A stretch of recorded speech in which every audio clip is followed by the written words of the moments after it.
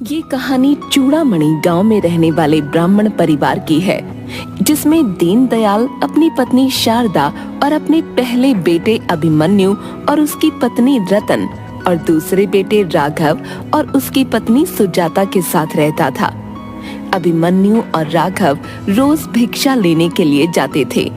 एक दिन काफी समय हो जाने के बाद भी जब अभिमन्यु और राघव दोनों घर नहीं पहुँचे, तो राघव की पत्नी सुजाता और अभिमन्यु की पत्नी रतन उन्हें व्याकुल होकर गांव में ढूंढने लगे। चाचा, आपने इन्हें और जेठ जी को कहीं देखा है? नहीं बेटा, आज तो वे आए ही नहीं भिक्षा के लिए। वैसे बिटिया, का हो गयो? कुछ नहीं चाचा, सुबह से ये और जेठ जी दोनों घर से साथ निकले थे, पर अभी तक घर नहीं लौटे हैं। कहाँ देख लिया उन्हें? कहीं पूजा करबे के काजे तो नहीं बैठ गए? नहीं है, सारे घर और पूरे गांव में देख चुकी, कहीं मिले भी नहीं है। पीछे से रतन भी आ जाती है। सुजाता भाभी, ये दोनों मिले कि नहीं? मुझे तो नहीं मिले। मैंने हर घर गली सब जगह देखा, सबसे पूछ भी लिया, पर कहीं नहीं मिले। ये कहीं चले तो नहीं गए हमसे रूठकर? तभी पास से एक लड़का योगेश आता है। भाभी, आप रो क्यों रही हो? भाभी, हिम्मत रखो, यह दोनों यही आसपास के गांव में ही होंगे। अरे भाभी, मैंने दोनों को गांव के तक्षक मंदिर वाले रास्ते पर जाते हुए देखा था। योगेश की बातों को सुनकर सुजाता और रतन दोनों घबरा जाती हैं। बेटा, आप दोनों घर चली जाओ, अब शाम हो गई है। वैसे भी शाम का समय हो गया है। तक्षक राक्षस रात में आ जात है, जल्दी जाओ। आखिर तक्षक है कौन और सब लोग उससे डरते क्यों हैं? तक्षक मौत का दूसरा नाम है। लोग खजाने के लिए उस मंदिर में चले जाते हैं। तक्षक लोगों की जान क्यों लेता है? तक्षक मोगी देवी की पहली संतान थी। तक्षक बहुत लालची था। उसने देवी के सारे सोने को हड़प लिया था, और जैसे ही तक्षक अनाज को हड़पने वाला था, सारे देवी देवताओं ने उस पर हमला कर दिया और अपनी संतान को देवी ने बचाने के लिए शर्त रखी। और वो शर्त थी कि कोई भी तक्षक की पूजा नहीं करेगा और सब तक्षक को भूल जाएंगे। चूड़ामणि गांव के लोगों ने तक्षक का मंदिर बनाया और उसकी पूजा की, जिसकी वजह से सभी देवी देवता क्रोधित हो गए। और तब से लेकर आज तक देवी देवताओं का गुस्सा चूड़ामणि गांव पर बारिश बनकर बरस रहा है। लेकिन लोगों के द्वारा मंदिर बनाए जाने पर तक्षक बहुत खुश हुआ और खुश होकर उसने अपना सारा सोना मंदिर को समर्पित कर दिया। क्या वो सोना अभी भी उस मंदिर में है? हाँ, ऐसा कहा तो जाता है कि उस सोने को पाने की तलाश में कई लोग वहाँ गए, पर वापस नहीं आए। वह दोनों उनकी बात को सुनकर घर जाकर पिताजी को सारी बात बताती है। सुजाता पिताजी को बताती है, योगेश कह रहा था कि ये और जेठ जी तक्षक मंदिर की तरफ जाते हुए दिखे थे। जाने कहाँ चले गए दोनों? चलो, मैं उन्हें ढूंढने सुबह जाऊंगा। वैसे भी इस वक्त निकलना ठीक नहीं होगा। ठीक है पिताजी। रुको, ये बात तुम दोनों अपनी माँ को मत बताना, नहीं तो वो दुखी हो जाएगी। सुबह होते ही वह दोनों बच्चों को ढूंढने निकल जाता है। वहाँ रास्ते में काफी तेज बारिश हो रही थी। बूढ़ा होने की वजह से धीरे और कांपते हुए चल रहा था। तभी रास्ते में एक दुकान दिखती है। दीनदयाल ब्राह्मण दुकानदार से पूछता है, आपने किसी दो भिक्षुक ब्राह्मणों को देखा है? हाँ, मैंने उन्हें कल भिक्षा दी थी। तभी वो दोनों किसी मंदिर और धन की बात कर रहे थे। कौन सा मंदिर? मंदिर का क्या नाम था? मुझे नहीं पता। जल्दी जाओ यहाँ से, सुबह सुबह काम भी नहीं करने देते हैं। वह आगे चला जाता है।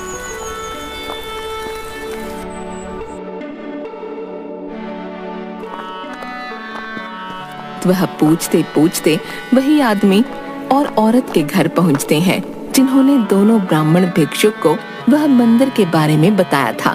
क्या आपने कोई दो ब्राह्मण भिक्षुकों को देखा है? ब्राह्मण जी, आप पहले अंदर आइए। आइए। हाँ, दोनों परसों के दिन तो आए थे, आज तो नहीं आए हैं। हाँ, ये दोनों इस तक्षक राक्षस की फोटो देखकर पूछने लगे थे। मैंने उन्हें सब कुछ बता दिया। जी अच्छा, अब मैं चलता हूँ। जी ठीक है। दीनदयाल समझ चुका था कि अब उसके बच्चे नहीं बचे होंगे।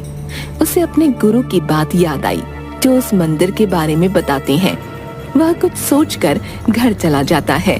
घर पहुंचकर पत्नी से कहता है, सुनो, मैं दोनों बच्चों को लेकर 1-2 दिन के लिए बाहर जा रहा हूँ, अपना ध्यान रखना। दीनदयाल अपने झोले में पूजा पाठ का सामान और एक तस्वीर रखकर मंदिर की तरफ चला जाता है। रास्ते में वह अपने गुरु के बताए हुए बातों को याद करते हुए चलता है, बीते हुए समय की गुरुजी की बात को सोचते हुए। गुरुजी, ये तक्षक रक्षक और उसके जो सैनिक हैं, उन्हें हराने का कोई तो रास्ता होगा। हाँ, उसके लिए हमें आटे से बनी गुड़िया चाहिए होगी। इसी के साथ गुरुजी उसे बहुत सारी बातें बताते हैं। वह बातें अभी तक दीनदयाल को याद होती हैं। वह मंदिर में पहुंच जाता है। दीनदयाल जैसे ही अंदर जाता है वैसे ही वहां काला धुआं उठने लगता है, जिससे उसकी नाक में अजीब सी महक भर गई। वह आगे देखता है कि जमीन पर एक सितारा बना हुआ है। उसे इस सितारे के बारे में मालूम था। उस अंधेरे कमरे में वैसे तो कोई नहीं दिख रहा था, पर उसे वहां कई लोगों के होने का एहसास हो रहा था। उसने नजर उठाकर देखा तो छत पर एक साया सा था, जैसे काला धुआं सा वह अजीब आकार ले रहा था। साया बहुत अजीब आवाज कर रहा था। उसने कांपते हुए लालटेन जलाई तो कोई नहीं था। पूरा मंदिर मुर्दा खामोशी से गूंज रहा था। उस धुएं की वजह से उसे भ्रम पैदा हो रहे थे। उसे एकदम से ऐसे लगा कि कोई बर्फ सा ठंडा हाथ उसे पीछे से खरोंच रहा हो। वह तेजी के साथ हड़बड़ाकर पीछे मुड़ा। वहां पर कोई नहीं था। साथ ही मुख्य दरवाजा धड़ाम से बंद हो जाता है। वह तेजी से जाकर खोलने की कोशिश करता, पर कोई फायदा नहीं होता। जैसे ही वह वापस तक्षक की मूर्ति वाले रूम में जाने की कोशिश करता, वैसे ही उसके पैर में कुछ फंस जाता है, जिसके कारण वह गिर जाता है। वह जैसे तैसे उठकर संभलता है। किसी की पीछे से आवाज आती है, अभी तो बहुत कुछ बाकी है, चले जाओ, यहाँ से चले जाओ। दीनदयाल जम जाता है। वह डर रहा था। उसे कई तरह की आवाजें आ रही थीं। उसके सामने एक भेड़िए की शक्ल का इंसानी शरीर वाला एक सैनिक दिखता है। फिर वह छिप जाता है। उसे फिर से आवाज आती है। यह सुनकर वह नहीं जाता। उसे अपने बेटों का चेहरा बार बार दिखाई देता। वो मन मारकर आगे बढ़ने लगता। रास्ते में हड्डियां और मांस उसे दिखाई दे रहे थे।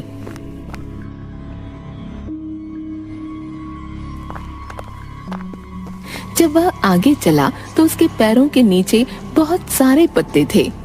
वह समझ नहीं पा रहा था कि बंद कमरों में इतने सारे पत्ते कहां से आ गए थे। शाम होने के कारण वह लालटेन जला लेता है। तभी वह देखता है कि लालटेन की मध्यम रोशनी में तक्षक की मूर्ति दिख रही थी। उस रोशनी में उस मूर्ति का चेहरा साफ दिख रहा था। ऐसा लग रहा था कि वह मुस्कुरा रहा हो। वह यह नजारा देखकर डर रहा था और अफसोस कर रहा था। उसे गुरुजी की बातें याद आईं कि इस आटे की गुड़िया को तक्षक के पास जो सोने की मुहर है, उसे इस पर लगाकर उस सितारे वाले गोले में रखना है। उसे किसी भी तरह येती वाले सितारे के गोले में सोने की मुहर के साथ इस आटे की गुड़िया को वहां तक पहुंचाना था। जैसे ही वह सिक्के को निकालता है और गुड़िया पर लगाता है, वैसे ही तक्षक मूर्ति तक्षक में बदल जाती है।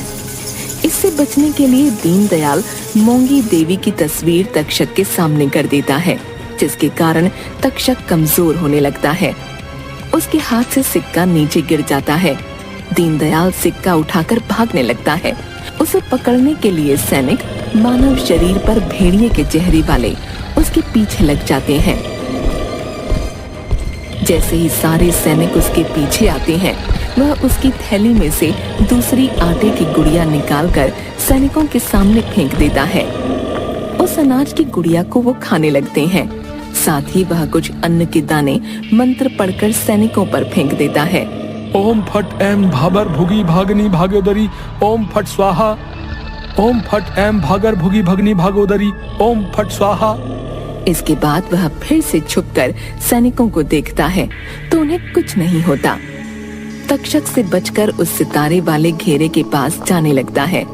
तक्षक जादू से उसके बच्चों की आवाज में बोलने लगता है, पिताजी हमें बचा लो, पिताजी हमें बचा लो, पिताजी हमें बचा लो। यह सुनकर दीनदयाल बैठकर रोने लगता है। उसे बस कैसे भी करके जमीन पर बने सितारे तक पहुंचना था। वह जल्दी से जाकर उस आटे की गुड़िया को रख तो देता है, पर किसी को कुछ भी नहीं होता। वह सारी चीजें कर चुका होता है जो उसके गुरुजी ने बताई थीं। वह बड़ी सोच में पड़ जाता है। इतने में तक्षक के सैनिक उसे पकड़ लेते हैं, पर उसका कुछ बिगाड़ नहीं पाते। उसके पीछे का एक कारण यह था कि वह गुड़िया और सिक्का उस सितारे के बीच में रखे होते हैं। जो सितारे के बीच में सिक्का और अन्न की गुड़िया को रखता है, वही व्यक्ति उसे बाहर निकाल पाता है। इससे क्रोध में आकर तक्षक तोड़ फोड़ करने लगता है।